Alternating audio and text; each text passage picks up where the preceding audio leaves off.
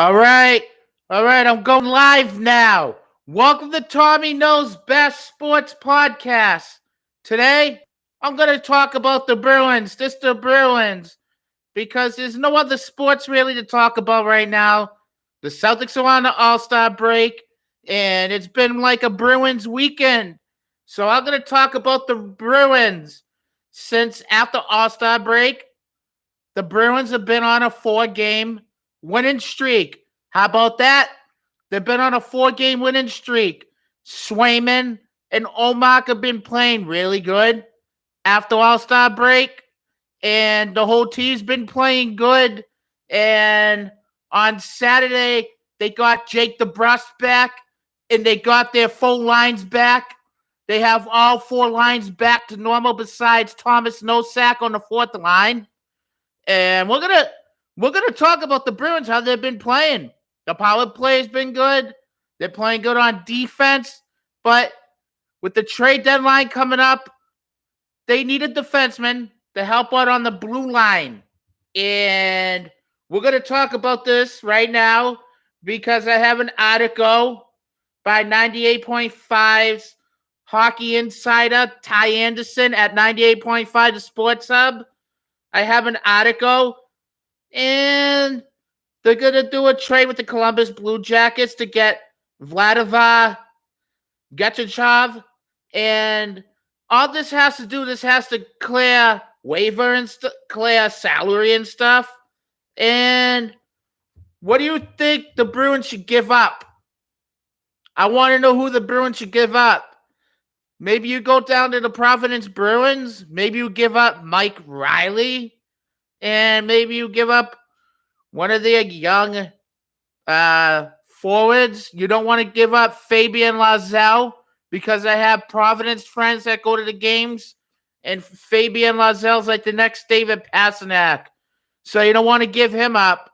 So who do you want to give up in that trade? Who do you want to give up?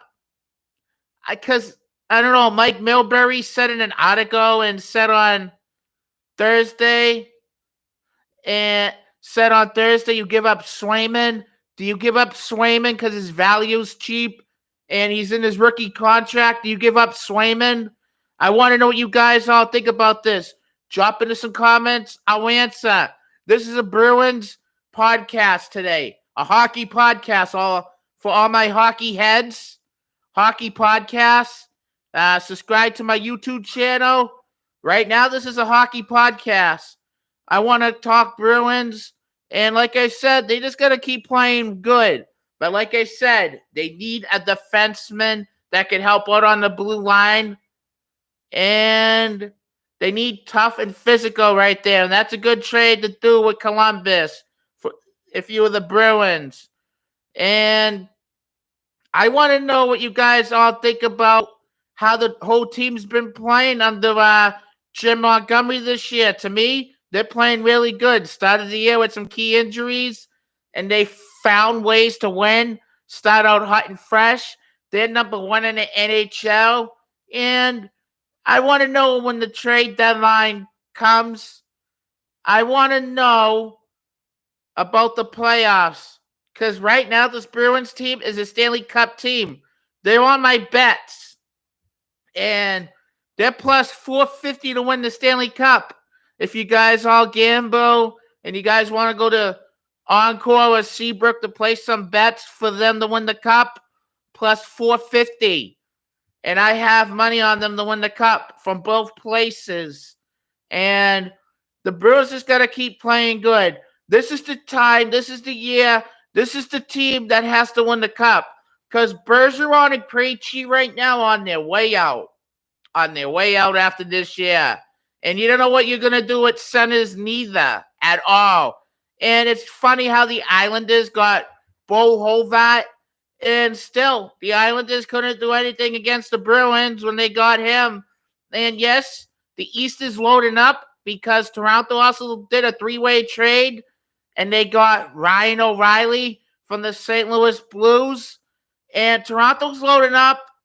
You just don't want Toronto to get anyone in free agencies that you want. Because you want to block Toronto because they're your rivals. And the Carolina Hurricanes, that's the only team that worries me in the playoffs, but I think the Bruins could beat them. The Bruins are the better team on paper. They keep playing really well. All four lines keep playing really well, and everyone plays tough and physical and don't go disappearing in the playoffs, because if you're a true Bruins fan like me and a hardcore hockey head, in the back of your mind, you have to have that, how they choke it up in the playoffs and use in the second round. And I'm happy that they're doing really good, breaking records. But to me, the President Cup doesn't really mean anything until playoffs. That's when it means something, because the team that wins the President's Cup every year always gets knocked out in the first round. And hopefully the Bruins don't do that. There was one team that won the President's Cup and won the Stanley Cup, and I don't want to bring this up because this breaks my heart. The Chicago Blackhawks, because they beat us in Game 6 in the Stanley Cup. Pooper Pants, Tuukka Rask, remember him? Gave up softy goals at the end of that game. He gave up softy goals with 1:30 left. I don't want to talk about it because I'm going to start screaming and yelling. And I don't want to get all fired up, but I should. We don't want that to happen. And how about when they were up 3-0 against the Flyers and they blew that? And there were some injuries too. Krejci, I remember that injury. And what the hell? But I don't want this team to choke. And this team is not going to do it. This team is the best team right now. This team is better than the 2013 team. This team is better than the 2019 team. This team is tough, physical, and they like playing for Jim Montgomery, like I said. All the young kids like to play for him. And even the defensemen. Why did David Krejci come back? Because he didn't like Bruce Cassidy. I found inside scoops. He wasn't a big Bruce Cassidy fan. And that's true. Drop into some comments. I'll answer them. That's actually true. All these young kids weren't big fans of Bruce Cassidy.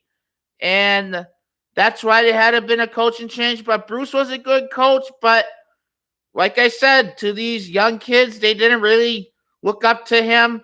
And that's why Krejci played for the Czech Republic and then came back a year later. Because he wasn't on the same page with Cassidy. That's why Bergeron was ready to retire, because he didn't know who he wanted for a coach. And there you go. They made a coaching change, and that helps out. And I want to see this team to win the Stanley Cup. This team is the odds to win it. This is my Bruins. I love my team. And I'm sorry if I had to dig back in history, but we had to, because this team is better than the 2013 team. This team is better than the 2019 team. This team is a Stanley Cup team. You win the President's Cup and then you win the Stanley Cup. There you go. You're the best team in the NHL this year. Let's keep it up. Bees. Let's go. Bees. Omar and Swayman just got to keep playing good too throughout the whole rest of the season. Yes, they get a Midwest Canada trip. But first, they're playing against the Seattle Kraken on Thursday at 10 o'clock. And that's a team that beat you like a month ago almost. 3-0. Remember that game? But that was a scheduled loss after a couple days off. That was a scheduled loss. But let's see what happens here now on your little road trip now, on the Midwest road trip. Starting with the Seattle Kraken and then going to Canada to play Calgary and Edmonton. Those are the tough games right there. You got to beat those teams. And I have faith in my Bruins to beating those two teams right there. And that sums that up. I'm going to end this podcast. Please subscribe to my YouTube channel. And this podcast was all about the Bruins, all my hockey and puck friends. Let's go, Bees! Let's go!